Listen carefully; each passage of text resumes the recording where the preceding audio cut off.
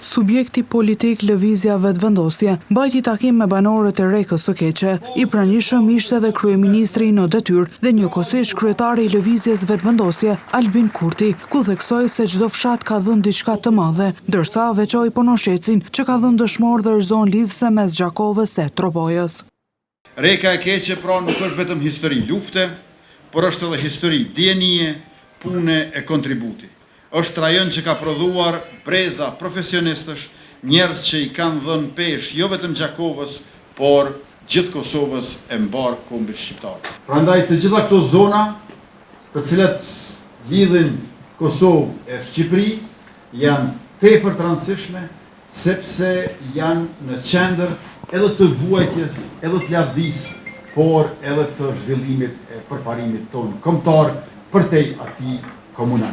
Ponosheci, padyshim, si një vendbanim madje i lashtë, është gjithsesi i tillë.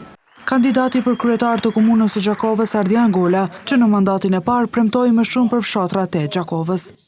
Kanalizimi është nevojë bazike që ka më pastaj shumë rrjedhoja për të cilës varet aktiviteti bujqësor, varet qëndrueshmëria e popullatës në ato zona, varet jeta shoqërore.